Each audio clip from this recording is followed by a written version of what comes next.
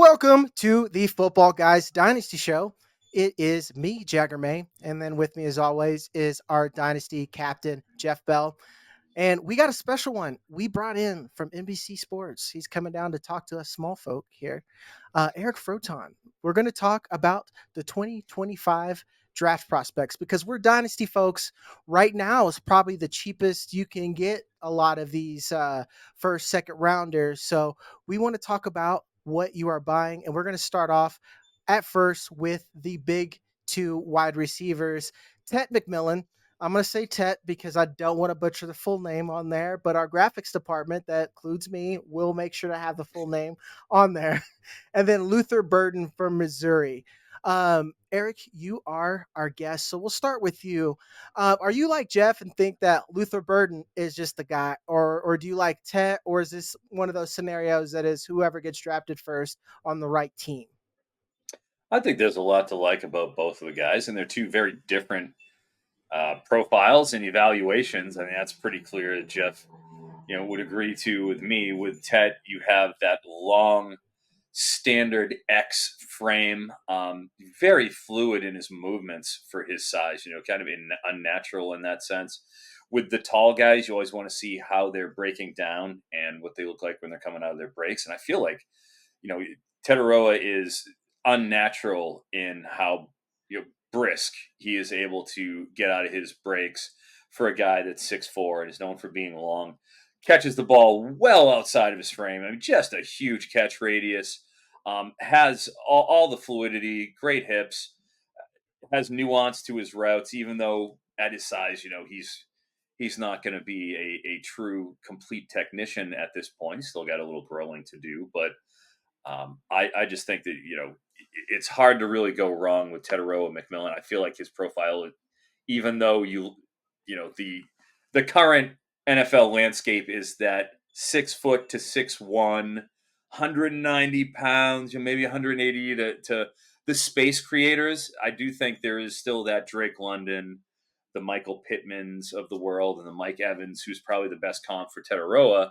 I do think that there's still room for them to eat in this NFL. And if anybody is going to, it's going to be Tetairoa McMillan. On the other side, with Luther Burden, he has that stocky frame, 5'11", 210-ish, and just has that ability to get the ball in his hands and do damage with it.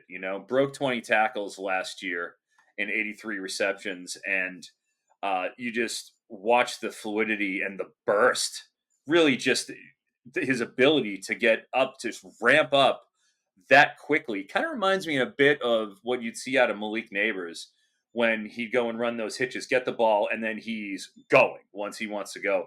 And you see that element out of Burden. What does give me a little bit of pause is his down the stretch. He got just absolutely worked over with targets for the first 6 games. And then for over the last 6, you saw that the usage sort of vary as teams sort of keyed on him a little bit to try to stop him, because he had 6 straight games out of the gate with 93 or more receiving yards. And then from that point, he only cleared 100 yards once in his final 6. So I do have a little bit of pause in his profile being a lower ADOT guy that relies a lot on yak, that I don't have concerns about with Tetairoa McMillan. But I mean, we really are kind of picking nits with these two. I'm fine with whichever one I end up with.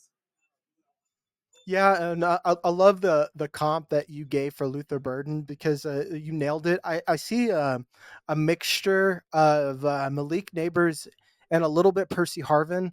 And the only reason why I have Tet just a smidge ahead of him is not because of what they are as a player. It's just what the NFL is. A lot of only the forward-thinking coaches get the most out of these players like Luther Burden.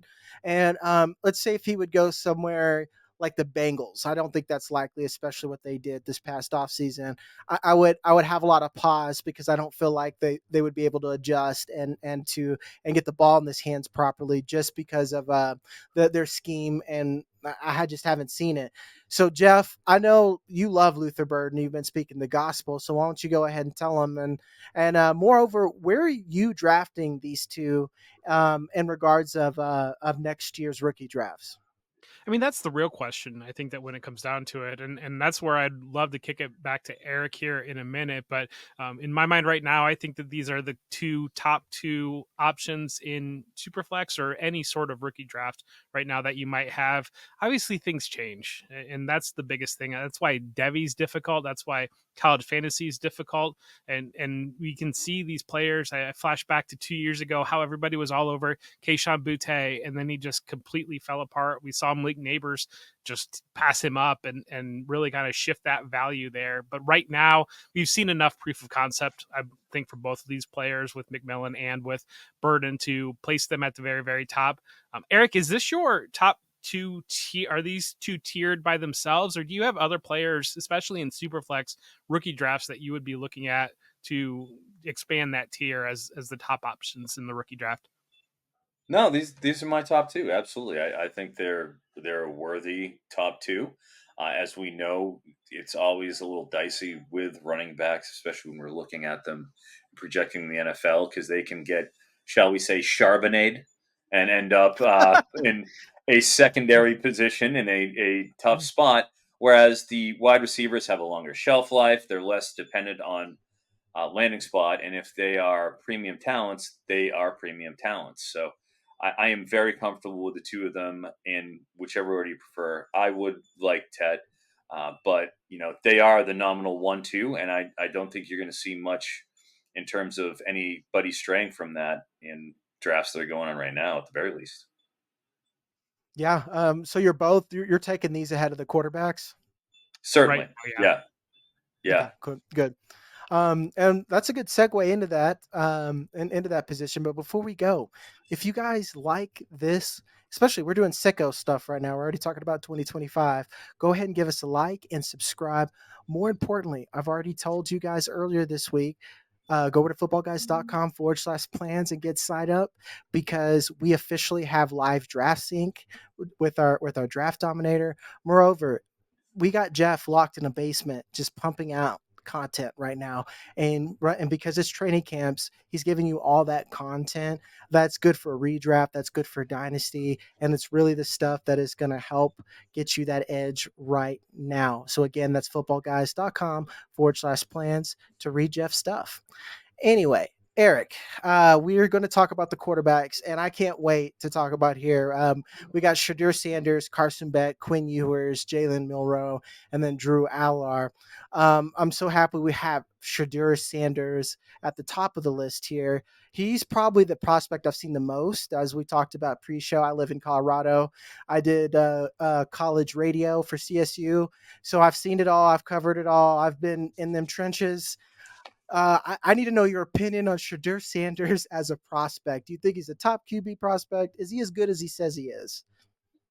I like Shedeur Sanders. Sure, I mean I don't look at him and say that he's lesser than or anything, but my top guy is Carson Beck. And he's a guy who, in the preseason last year, I was able to get in all of my campus to Canton leagues, which had supplemental drafts going on. He wasn't owned in any of them because he was going into his fourth season, had sat behind Stetson Bennett for a long time, and Jake Fromm for that matter, and waited his turn to the point where he had actually aged out of anybody's roster, which is, I mean, it seems inconceivable. But hey, that's how these things go. If you're not producing, we're really cycling these guys through in these C2C leagues. In fact, Jeff and I are in one together that he should have beat me had he cleared the semifinals. If he made the finals against me, he would have cleaned me out. I was lucky enough that unfortunately he lost in the semis and I was able to win that league. But Jeff's team is a juggernaut in the C2C Invitational with all those guys. So nothing but respect for you, Mr. Bell. Sure. But yes, I am a Carson Beck guy. Got him in all three of my C2C leagues. But I do think that Shedeur Sanders, if he can clean up the 25% pressure to sack rate, which is one of those things that you have to have in line if you're going to correlate to the NFL. They had a brutal offensive line last year, just terrible. Went out and it was the number one issue for Dion in the portal, and we know he will hit the portal. Does have a revamped offensive line. In comes Pat Shurmur, former, son of Fritz Shurmur. So an NFL sort of a disciple to run the offense now, have more of a pro style where they will be running the ball more. They only had 824 rushing yards all of last season for Colorado is absolutely, that is as bad as it gets. They will run the ball more, give him a little more balance. So hopefully he won't have the dogs coming after him. But keep in mind with Shedeur, 27-3 touchdown interception ratio for all the heat he takes. He only had 3 interceptions. He completed 68.5% of his passes, 23-9 big time throw to turnover worthy play rate. It's just a matter of getting comfortable and being protected. But gosh, I feel like there's real talent here, and I have no problem seeing him as a borderline first round pick, second rounder. I think he goes in the first round if he can handle the circus. A lot of this for me is and especially with Shedeur Sanders is because like you nailed it. I was gonna say my opinion on him is strong, but it's strongly is that I don't know exactly what he is on the play as a player because I've seen him make those tight throws. Like I distinctly I think I remember the Nebraska game where he fits it in man coverage. It was almost double coverage with the safety and gets it in there to Travis Hunter on a post. I think it was like 35 yards out. I remember and I'm like, well, that's a pro throw right there. And it's like I can't really judge his footwork because he had zero opportunity to have footwork. And I'm like, well, he's not Patrick Mahomes. Not many, like nobody is hardly, So it's I'd be really interesting to see. It's like you nailed it. Like watching him in an actual offense because they didn't have a lot of that last season, and B, they've made a concerted effort to improve that offensive line, and then and see that translate, and hopefully have a little bit more time. Kicking over to you, Beck, Jeff. Carson Beck versus Shedeur Sanders. You nodded over there that Carson Beck is your guy. Do you agree with that, or is Shedeur even in that conversation for you? I think he's certainly in the conversation. I think right now I feel most comfortable projecting Carson Beck to be the first quarterback off the board. And I think a lot of times when my approach to Devi is I'm more concerned about not missing in a Devi league as opposed to trying to hit the home run in a Devi league. Once we kind of move a little bit more towards a rookie draft, that's where I'll feel a little bit better about taking those home run swings because it is such a gauntlet just to get your players to that rookie draft to end up with a first round pick out of a Devi draft. And so that's where Beck, I feel better projecting him there. I think Shedeur Sanders, he really surprised me. His poise, I think really surprised me last year in the situation that was a very difficult situation. It was a step up in competition for him. His dad certainly didn't sway any spotlight away from him. And, the way that they worked the transfer portal, he basically had all of his teammates were new, more or less. And so to be a quarterback in that type of situation and to weather that storm and things fell apart maybe a little bit there at the end. But like Eric said, that 27-3 touchdown to interception ratio, he wasn't putting the ball in trouble, maybe to a fault. Maybe he was eating the sack on that instead. But I think that his game stands out. That poise stands out. The accuracy, like you mentioned, Jag, stands out.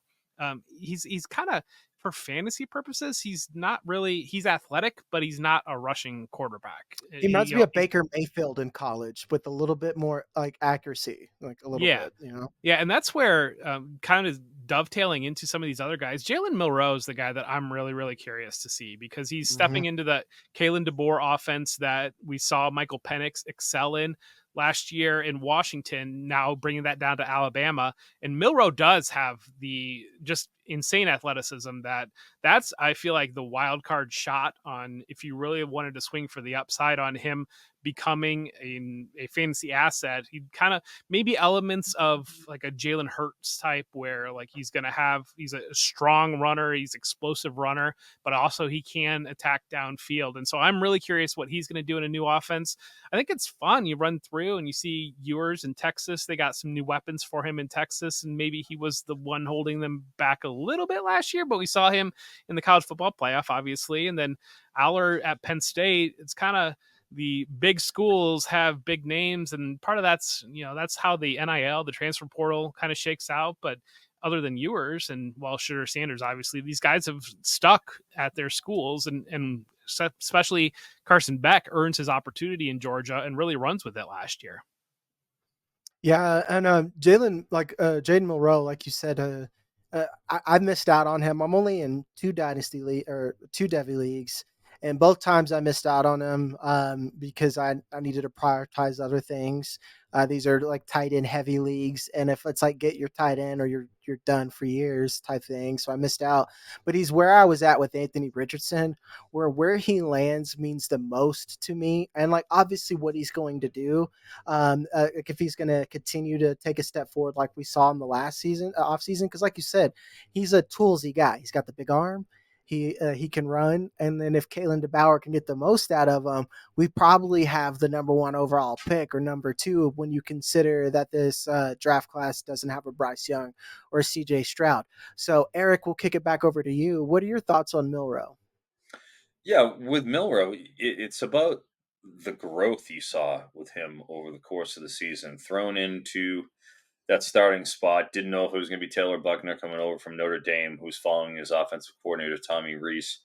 Didn't know if it was going to be Simpson, Ty Simpson, maybe he is going to contention, but Milroe ends up getting it, loses the job, is benched against South Florida, with a couple games into the season, takes it really, really well, comes back, and they definitely protected him, where Alabama only threw 24 passes a game last year. And for perspective, Kalen DeBoer, the head coach coming in, previously at Indiana, previously at Fresno State, and obviously Washington last year, they threw 37 passes a game. So I think it's pretty safe to say that the shackles that Saban and Tommy Rees had on Milroe last year in terms of making sure that when he's throwing, it's structured, a lot of play action. Everything was kind of very tightly scripted for him. And because of that, you saw he actually led the entire Power 5 in time to throw. He took 3.5 seconds on That's average to throw. That is a ridiculous amount of time. Yeah, you can make a sandwich. Totally. That's 4/10 longer than pretty much the next closest Power 5 quarterback, which was Hudson Card at 3.1. So that should tell you just how much care was put into what they were doing with Milroe. And he had a 29% pressure to sack rate. We talked about Shedeur at 25. 29%. Again, the very, very tippity top. So the good thing is 10.5 yards per attempt. When he was asked to do it, as the season went on, he got better and better. You saw him get more comfortable. So I feel like there was legitimately tangible, you're watching him grow during the course of the season. And his target depth, his ADOT was 14 yards.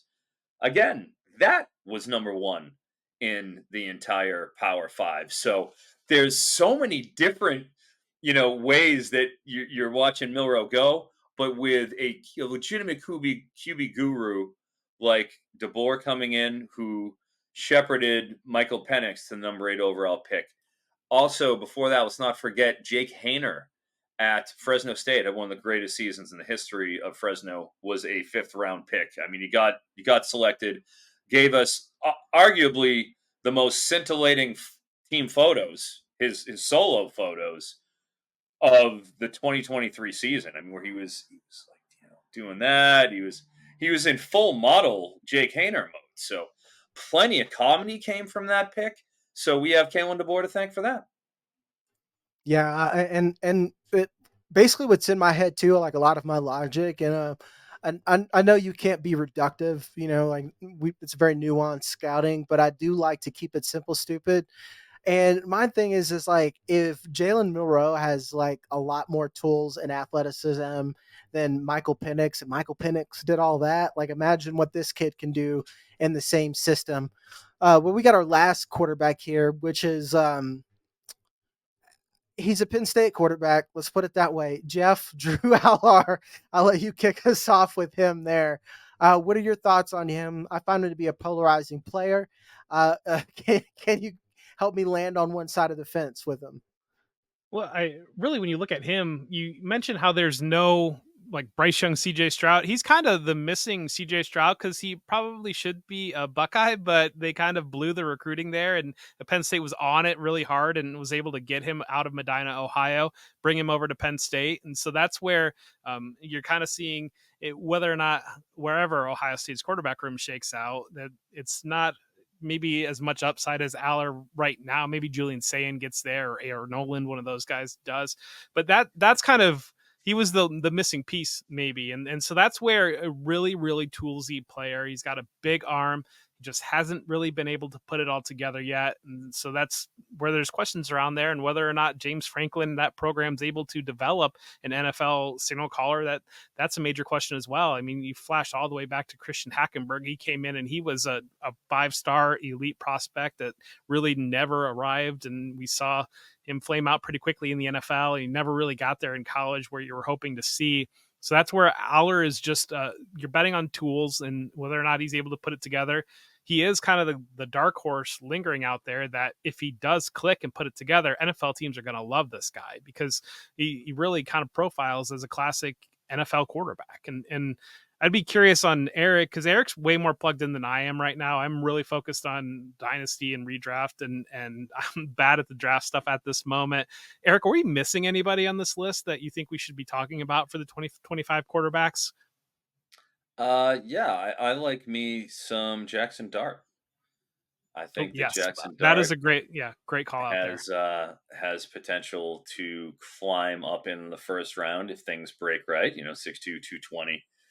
Very mobile, ran for 1,000 yards in high school, but is the architect of that Ole Miss offense with Lane Kiffin. And goddamn, I just like the moxie he has out there. Has a big arm, good enough. Runs that system pretty well, and I could see it happening with Jackson. I could see in the range of outcomes, Jackson Dart just going and Ole Miss being scorching hot, especially they have an easy schedule. So the first 6 games, they're going to run through it like just knife right through it. They could be 6-0 coming in and them having a real hot season and making the playoff. And that pushing Jackson Dart into relevance. Obviously, one more, my man Garrett Nussmeier for LSU. I feel like he is, is kind of flown under the radar because, and somewhat deservedly so, got beat out by Max Johnson. In comes Jaden Daniels. They thought it was going to be Nussmeier and Daniels. Daniels wins the job 2 years ago, holds it. Surprisingly, Nussmeier doesn't transfer out, sticks around, has a really good bowl. Every time we've seen him come in, he's looked very competent. His dad is a former backup quarterback for the Cowboys, also a high-end QB coach. So everything about that in LSU system, they lose Mike Denbrock, the offensive coordinator, to Notre Dame, but they should still be gassing it up. 40-point per game offense in the SEC.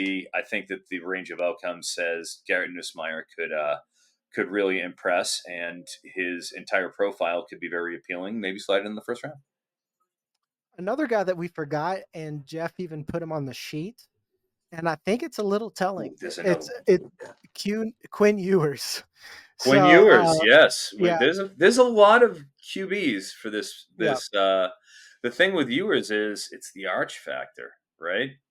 Arch Manning had a virtuoso spring game.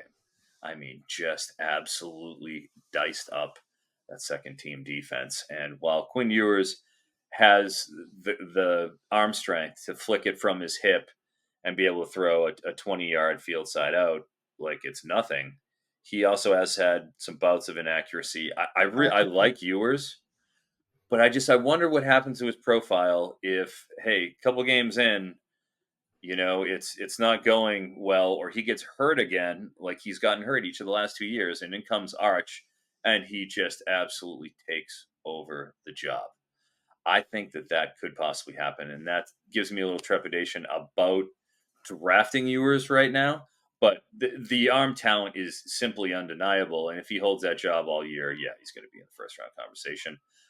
One more guy, Connor Wegman for Texas A&M, hurt Oh last yeah, year. yeah. Yeah, we I have forgot about Wegman. Connor Wegman. Yeah, yeah. Hurt last He's a year. guy that, Mm-hmm. yeah, he's That's fine. interesting.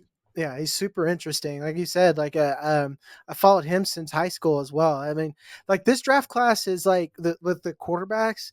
We kind of knew who was going to be good this upcoming one. Now it's just like a B tier, and all these guys can move up easily if someone has a season, and someone will. It's basically who's going to be the Heisman guy, and that's probably going to be your top pick.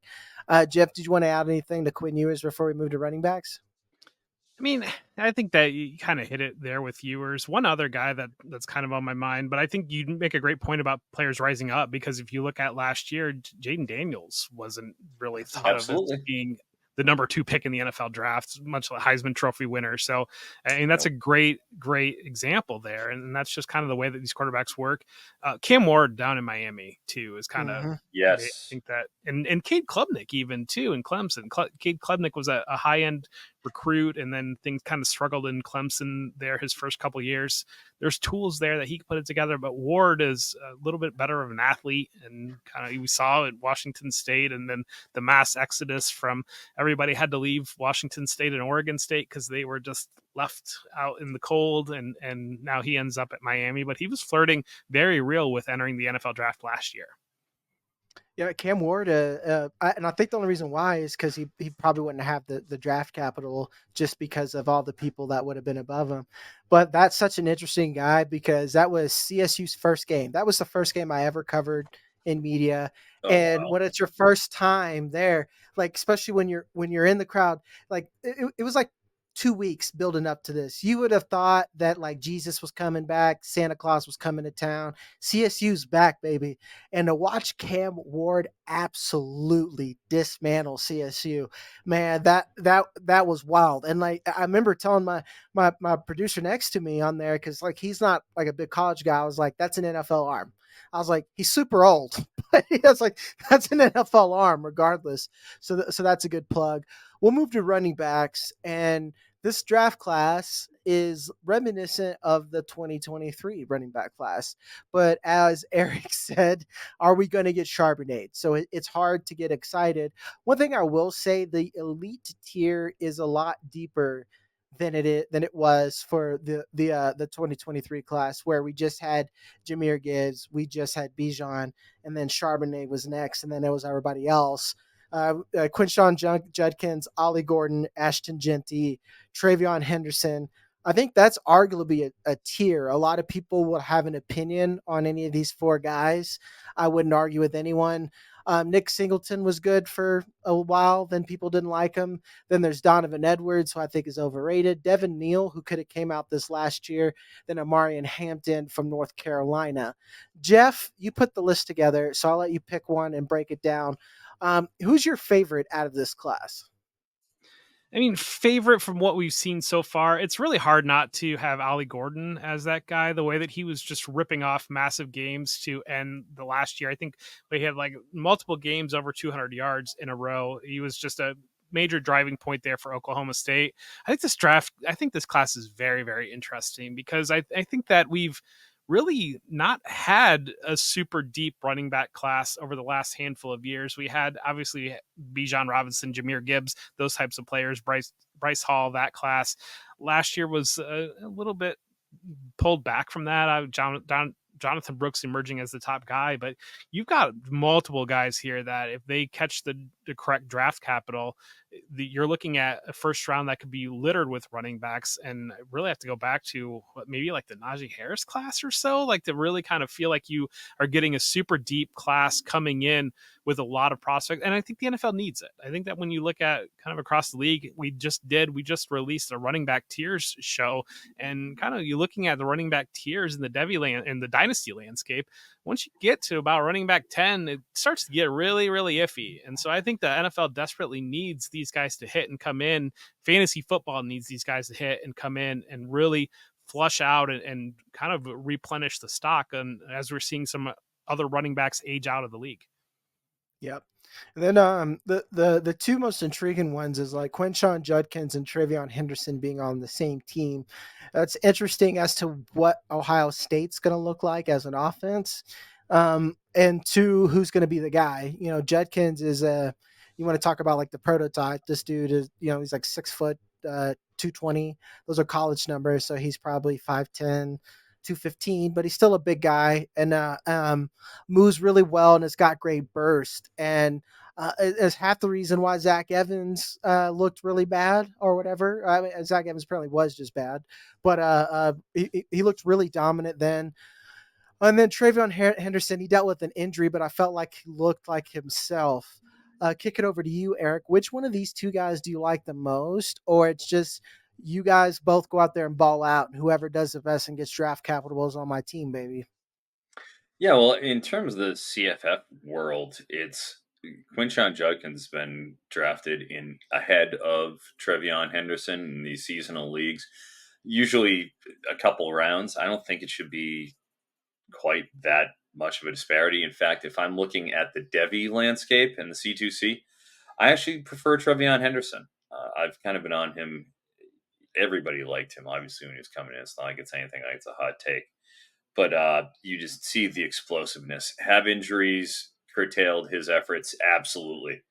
You know, you just want to see what he can do if he stays on the field for a full season, because he has that ability to really hit home runs, and he can do it either out of the backfield catching passes, or he can do it off tackle. You know, he has that burst, that juice that I just think is special. So I do lean TreVeyon Henderson, you know, for my own personal proclivities. And, you know, a big factor too, let's not forget with Quinshon Judkins, he was kind of driven out of Ole Miss. He was yanked off the field in their final game with Jackson Dart begging Lane Kiffin be like, get him off the field. And he's the reason why Ulysses Bentley got so much play last year, is because he was kind of a malcontent.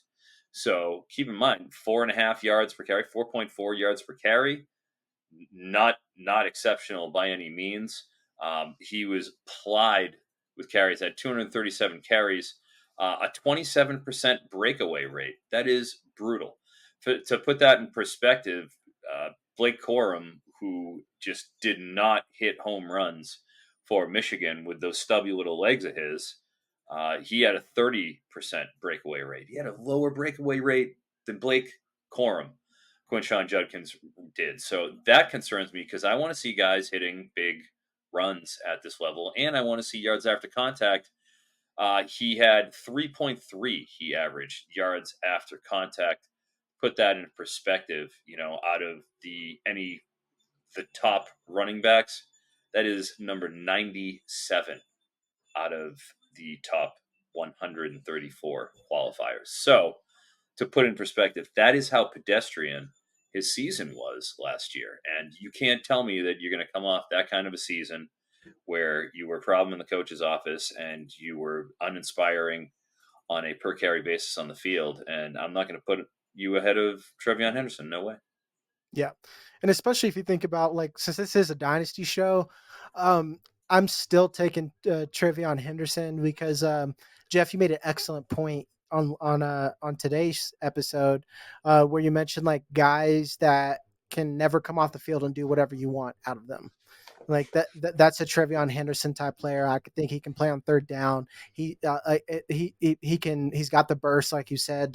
He could go to like a Shanahan system and not look like the slowest guy on the field, even though he probably would be if he's in Miami or something like that. But you know, those are the guys I want. The Thumpers, even though I love them, they take a special coach and a special offense, and more importantly, like Eric brought up, the breakaway rate, because even like Derrick Henry had that on when you think about his size. But Jeff, you are the Ohio State guy, so what's coming out of there? What's coming out of Ohio? Like is TreVeyon the guy to have? Does Quinshon have value, or is he just kind of a high end luxury backup that Ohio State could afford? I think they're both very, very good football players, and I think Ohio State is probably going to have a pretty good offense this year. It would be my expectation when you stack everything up. But I think it's just fascinating the way that that this just shows the NIL, the transfer portal.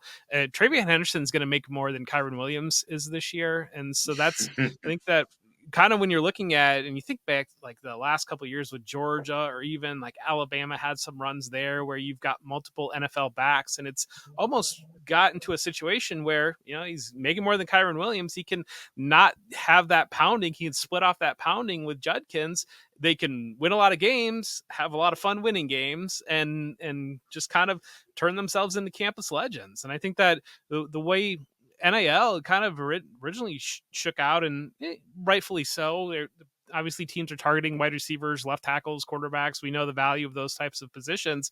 But I think really at the college game, because there's no salary cap currently, you can pay these running backs a little bit more than what you can in the NFL and turn them into campus legends. Like if they go out and win, obviously we saw it with Michigan last year. Blake Corum is now a Michigan legend. He national champion. He's had a fantastic season last year. I mean, that guy is going to be able to come back to Ann Arbor for the next 40 years and be exalted there, as opposed to you're getting into the NFL and you're getting chewed up and thrown out, and maybe you're lucky to get that second deal, and then even in that second deal everybody's going to tell you that you're not worth it. And so it's just kind of one of those things that I think that, and it's smart. You've got the unlimited funds like Ohio State does have, and you're looking at these backs, and you can make that's a good deal of money when you're 20, 21, 22 years old to start your life with. And so that's where I just think it's interesting, more so maybe than pure football, because I think they're both going to be very good and they're probably going to eat into each other a little bit. And that's not necessarily a bad thing, because I think Ohio State's going to be winning a lot of games by a lot of points. But at the same time, it's just interesting from a business standpoint, from an off-field standpoint, from a legacy standpoint. It's just kind of a major change in the game. Yeah. And it's funny that you made that, like the statement that you made that he's going to be a legend forever. I think that it made me think about, like, I'm an Arkansas guy, like Darren McFadden, Felix Jones, the like forever at Arkansas. Like anyone would buy them a beer. Ohio State, Archie Griffin is still rolling around Ohio State, and Eddie George whenever he comes back versus what quarterback? Like, I mean, Troy Smith is probably up there, but other than that, they don't have a quarterback that's held up the way that those running backs are. Cardell, baby, Cardell. Oh, he's going to play school. Yeah, it's interesting seeing how these contract values will translate for college. But moving on to someone else who's been polarizing, and from what I've heard, Nicholas Singleton could be this year's Braylon Allen. I'm not sure if that's true. Eric, what are your thoughts on the Penn State guy? I've seen his tape a little bit. I don't have any strong opinions yet, and he's probably one of the prospects I've watched least when you think about profile. Yeah, it's funny you should use that sort of a comp, Braylon Allen. I think that's a bit harsh. I was very unkind to Braylon Allen in my particular evaluations of him. I'll just put it that way. I'm not a Braylon Allen guy. Never have been. Zero shares club out of him. But yes, I do think that Nick Singleton is a little bit of a different situation. He did not have the kind of season any of us were hoping for out of him last year. And you want to get into the breakaway rate. It frankly almost exactly the same deal with Judkins was Singleton, wasn't hitting the home runs. And this is a guy at 220 pounds. We saw him in the early going of his freshman year, and he was tantalizing, especially against Ohio. He had two particular runs where he looked like he was moving on both of them, but just didn't. I don't know. There's a whole thing, and Jeff, being an Ohio State guy, you can understand. There's something about the James Franklin, Penn State Nittany Lions offense. It's crazy. Destined to stink. They're gonna stink. I mean, maybe Andy Kotelnicki has the magic pixie dust, but man, I don't know what to do about them. You got Fashanu, better pass protector than he was a run blocker. by any particular, metrics. And you could say the same thing about Caden Wallace. But I mean, they have three Hunter Norzad, throw them all in, three NFL caliber offensive linemen last year, and you're telling me Nick Singleton can't average more than 4.3 yards per carry? 2.8 yards after contact? That's brutal. We just talked about 3.3 with Judkins. 2.8? Singleton? Are you kidding me? And then you get to the breakaway weight, 21.5%. Just put the fork in it for all of that. Looked great catching the ball out of the backfield. Looks good in pads. But I mean, something has to change here. And if he wants to be considered in the rarefied air of these running backs, because like you said, it's a pretty accomplished class we're looking at, Singleton has to put up the kind of season that we think he can. And it's got to happen this year, or, he could very easily come back the year after and just be thrown in the 4-year running back pile, which is not the one you want to be in. Yep. That's what keeps me hanging on is the receiving profile. But then again, you could have said the same thing about Braylon Allen. Jeff, where are you? Like you've watched a lot of Penn State. Do you think Nick Singleton is is he going to be in the 4-year running back pile of people that we don't like, little doo-doo guys that Devy guys like, but ends up being like 4th round picks? Yeah, getting to talk college football is bringing out some of my roots here on some of the stuff I don't get to talk about enough now. So the Penn State Theo Johnson is the poster child for James Franklin's Penn State program, because when you look at Theo Johnson, absolute freak athlete. Like, they don't make players like Theo Johnson, and then he doesn't do anything at Penn State. And it's like, even Micah Parsons was great at Penn State, but at the same time, he wasn't Micah Parsons of like the Dallas Cowboys now at Penn State, where I feel like you put that guy in like 15 other programs, he would have been the number 1 pick in the draft, and he was barely a top 10 pick in Penn State. And so it's just like, I don't know what it is, and so it's so funny because they just exalt James Franklin there. That when there was rumors that he might go to USC, everybody was freaking out, and like, as Ohio State fans, we were freaking out a little bit too, because like, no, keep that guy there. But Singleton is he's like exactly, he's like the Theo Johnson of running backs, basically, where you're like, is it ever going to happen in Penn State? And obviously he's got Katron Allen there as well, and they're kind of trading off. But yeah, the sum of the parts, like the whole is never quite the sum of the parts. I feel like when it comes to the Penn State program, and so getting him out of there, we saw Saquon Barkley get out of there, and he was pretty good when he got to the NFL.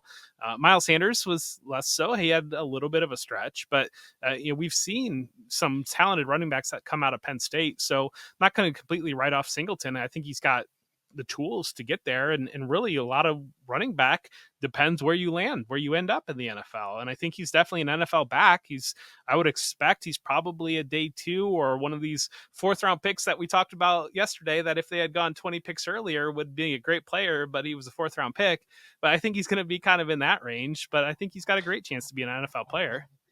You know what's great about, I'll leave it at this on Penn State. Jeff and I have done a number on them here. But Theo Johnson was splitting time with a guy who had 6 drops at tight end on the other side, led the nation in tight end drop rate, 17.1%, which is Tyler Warren. And Theo Johnson couldn't get on the field enough to be a starter and be like an impact college fantasy tight end outside of, they pounded tight ends with red zone usage. I think like 18 red zone targets for tight ends. That's where all of Drew Allar's touchdown passes went, was to Tyler Warren and Theo Johnson. It's Penn State, just Penn State. That's all they got. It's tight ends. And if anything, to me, it's James Franklin, because like last one, because we got to move on. But he's one of those. This is needed. We need to say this. He's one of those. He's like the Marvin Lewis of college, where I don't know why he is around or keeps his job. It's like, okay, if you're all right, just being mediocre, just being slightly better than bad. It's like, again, I'm an Arkansas fan, so it's like, you're better than Arkansas. Good for you, but like, that's about it. Like, that's all you've done with your program. Makes no sense. Ashton Jeanty. this is a player, again, I remember the first time I saw him, I want to say it was homecoming at CSU. And it was just a simple half pack toss where they like send the strong side guard with him. And that dude, his burst is crazy. And then he has just enough size where, especially when you think about prototypical NFL, it's hard not to get excited about him. Jeff, we'll go to you. Ashton Jeanty, you have him here number 3. Is he number 3 in your heart, or was that just because he's the third one you remembered? So this is not a ranking, to be clear. Okay. I just threw some weight here so we could talk about things tonight. So Yeah. that is important because, but I am very hesitant to be very, very rigid in running back rank outside of a Bijan Robinson or Jahmyr Gibbs. I don't like being rigid in running back rankings until we know where these players end up, because I think that just colors so much of it. And I think he's going to be at the top tier, and I'm comfortable leaving it at that. I think he's a player that you want to have on your Devy rosters and you want to see where it plays out. But landing spot means so much to running backs. We're seeing, talk about getting Zach Charbonnet, or we're seeing it a lot where, and kind of, I think what's happened at the NFL is you basically have Camp A over here that values the running back position, and then Camp B doesn't value it at all. And because Camp B doesn't value it at all, these players keep falling far enough where Camp A says, yes, we already have a running back, but at the same time, this guy's sitting here, we're just going to take him. And Camp B is perfectly fine having Isaiah Pacheco as their running back.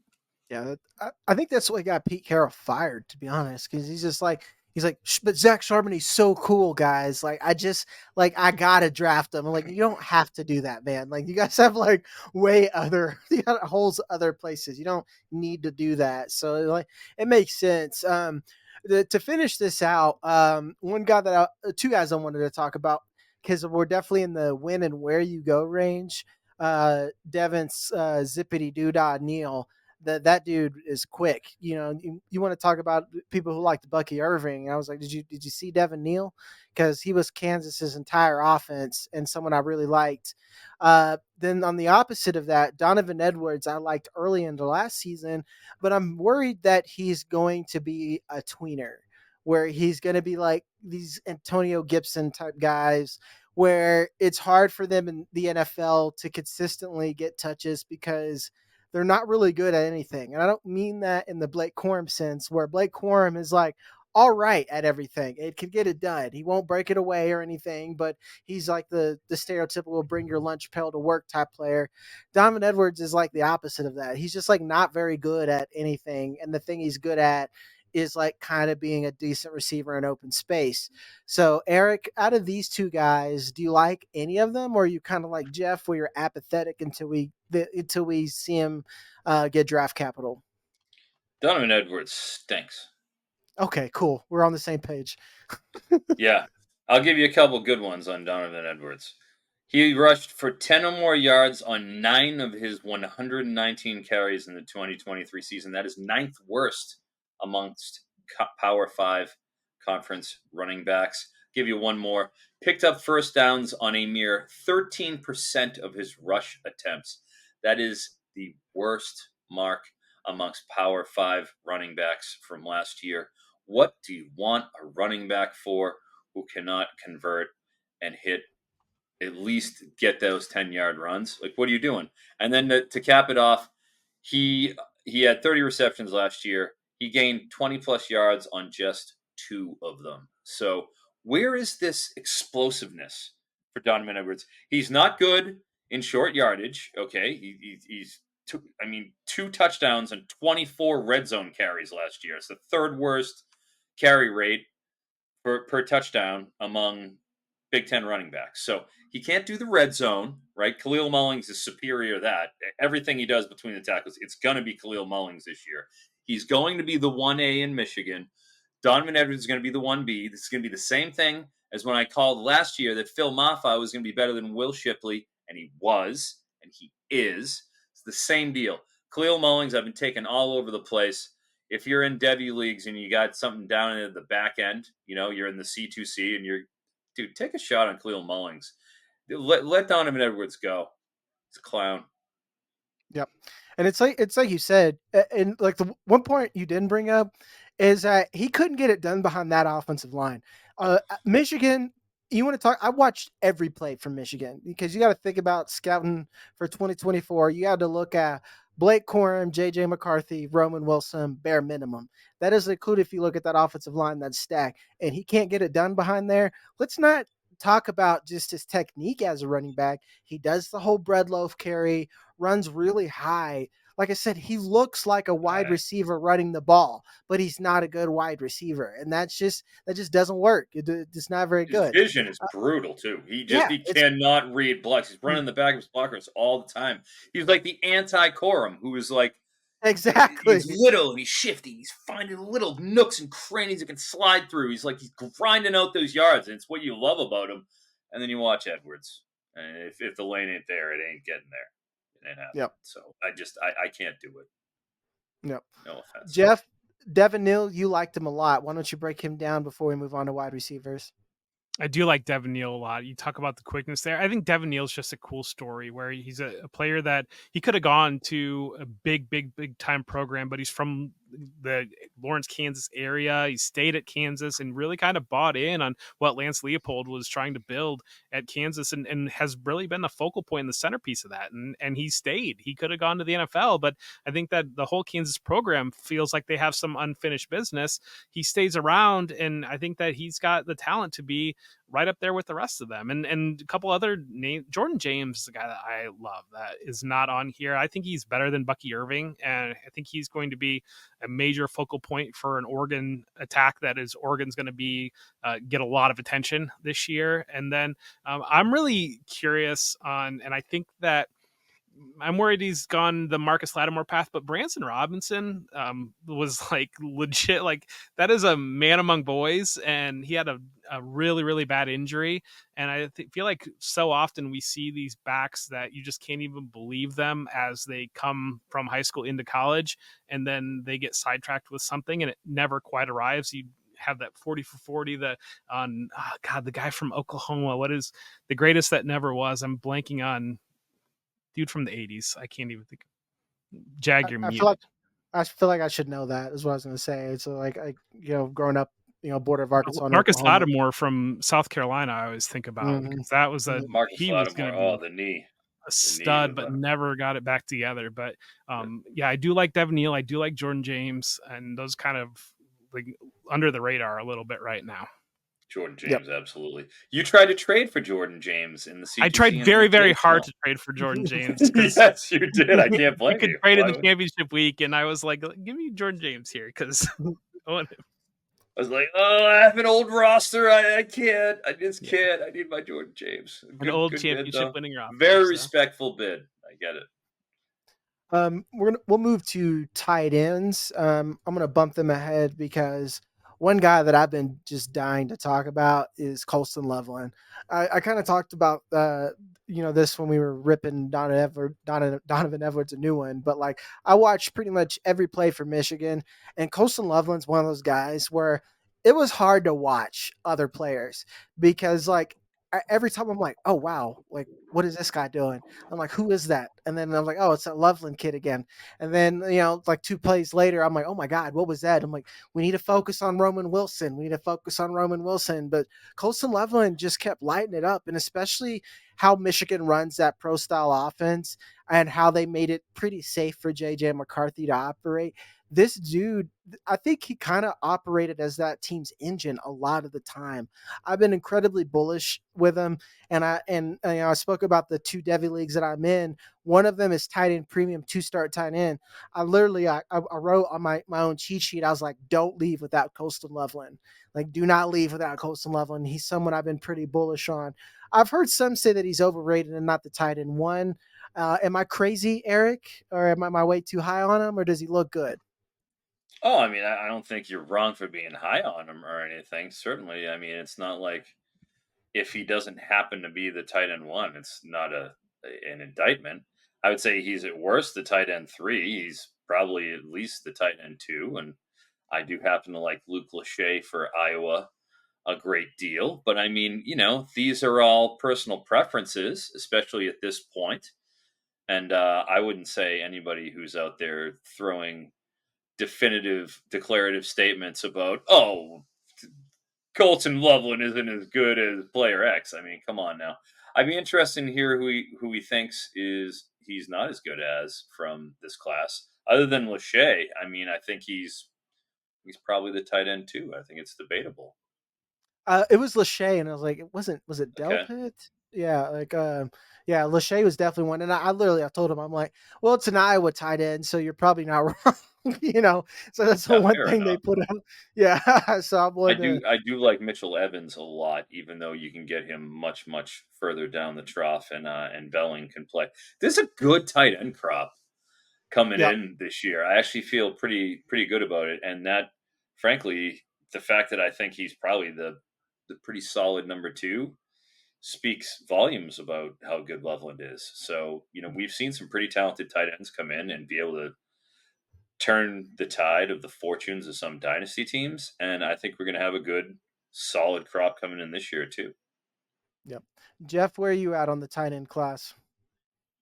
No, I think that Eric is exactly right there. It kind of flashback to 2 years ago when it was just, I mean, day two was just loaded with tight ends. Every single team was grabbing a tight end on day 2 in that 2023 draft. Yes. And I get years mixed up. I'm a CPA and I am still living in 2023. So I don't even know what year it is most of the time. But no, I think it's Loveland is my tight end number 1 in this class. I think you make a great point there, Jag. But I think there are a lot of guys that have receiving ability, have the explosion, the athleticism. I mean, Guy Scott is getting talked about around here at Ohio State as a potential breakout player at tight end. Dude, I've been waiting for the G Scott emergence, man. His high school tape was awesome as a wide receiver too.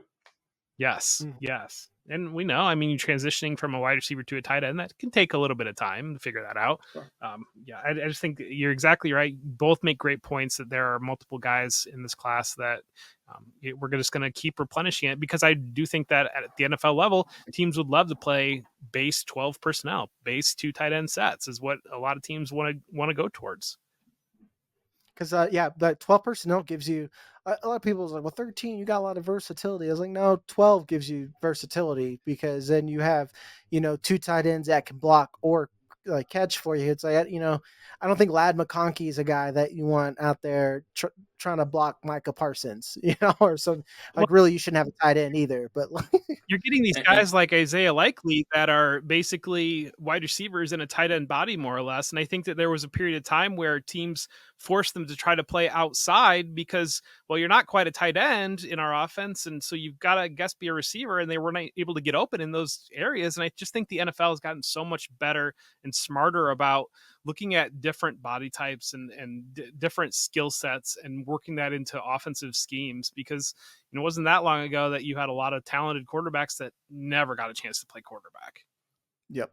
And speaking to Loveland, just on that tip, when it comes to the usage and how diversely both college and NFL is asking these guys what they're asking them to do, Loveland was split out wide 17% of the time last year. And I'll be putting out for Fantrax my tight end positional historical analysis and primer. And it goes through the success of wide rate, high wide rate usage tight ends, and what that means to their value in the passing game. Because you're not going to, as an offensive coordinator, split somebody out wide 15 to 20% of the time like they were with Loveland and ask them to win a one-on-one outside matchup on the boundary if they're not confident in his ability to convert that situation. And the fact that he was doing it that often shows that it's right in line with guys like Pitts and stuff like that can do it all and line up anywhere on the formation and be a threat. And so that really speaks a lot to Loveland, that he's doing it at the highest level for a national championship team, and he was clearly the best weapon on that team. Yeah, he reminded me, and I know a lot of people don't like this, but I think he's a good player that had injury issues early on, and then he became a Patriot.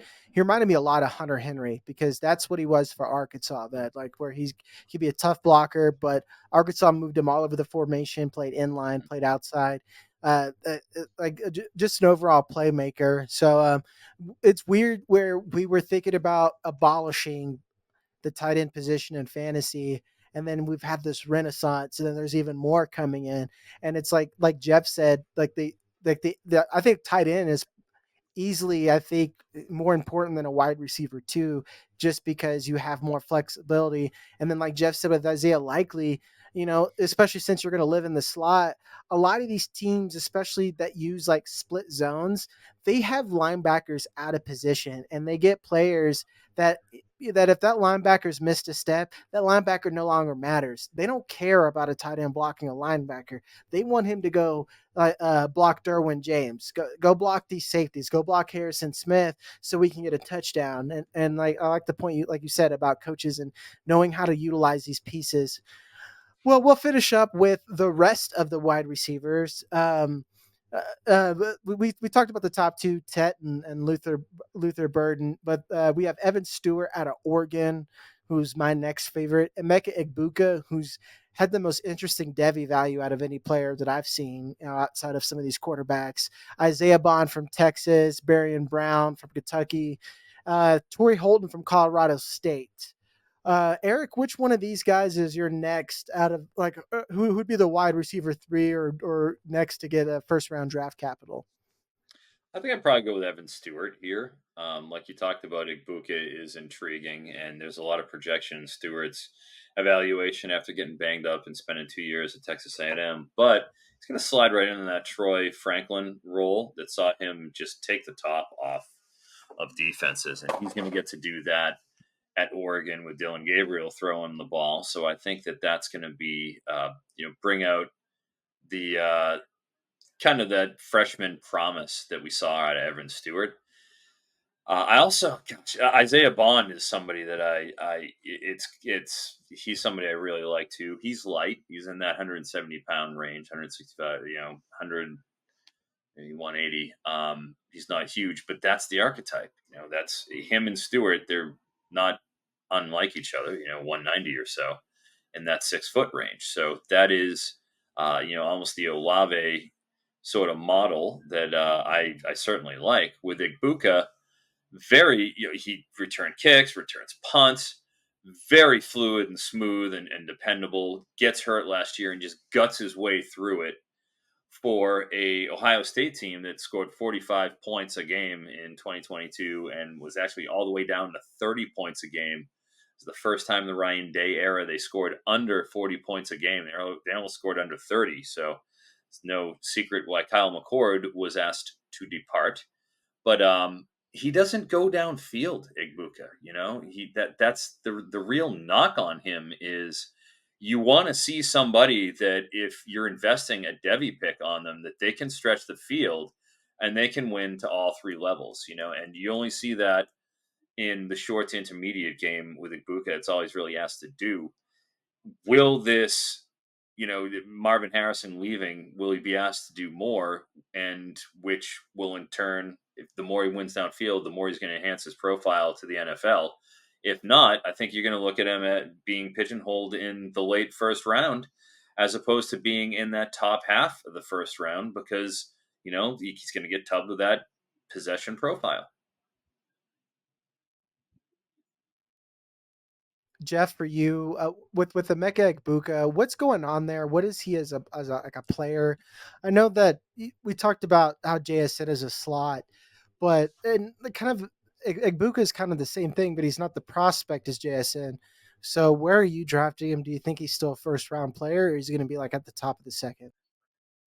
I think he's going to be a first round player. So I talked on Blake Corum, how Blake Corum will never have to buy a drink in his life in Ann Arbor. Well, Kyle McCord is going to get a 30% surcharge in any restaurant that he goes into the rest of his life because, we saw the Hard Knocks episode where the Giants are basically trying to goad Marvin Harrison Jr. into throwing Kyle McCord, his high school quarterback and college quarterback, under the bus. And so that's kind of I'm willing to write off some things about Ohio State's offense last year when it comes to looking for any receiver outside of Marvin Harrison Jr. And so that's where I think Ibuka coming back this year. I mean, it's a little bit shocking that both TreVeyon Henderson and Emeka Ibuka came back.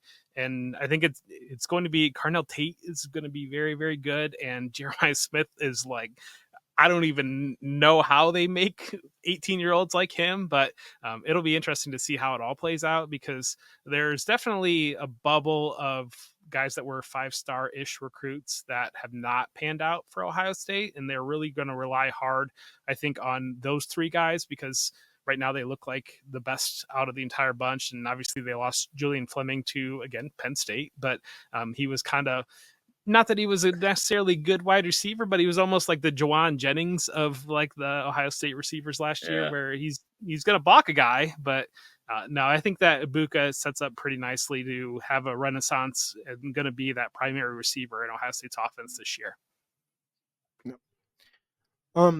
To move down to another interesting player, and again, it's because watched every game from him, Torrey Horton from Colorado State. He's someone that I see being a lot before Michael Gallup got injured like that. Like, I don't think he's going to be a team's wide receiver 1, but in the NFL, he could be a strong wide receiver 2.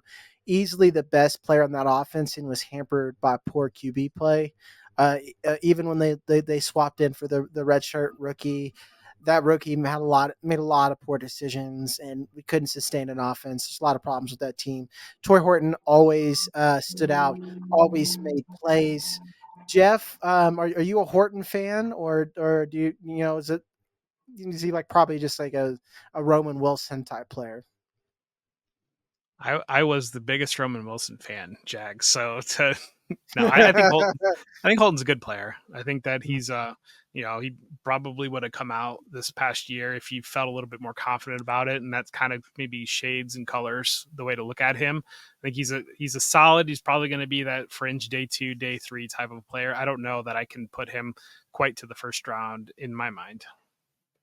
Yeah, I definitely don't think it's a first round pick. And then, like I said, this is just like, if you're buying second rounders, Torrey Horton, someone that you might want to target. Eric, where are you at with Horton?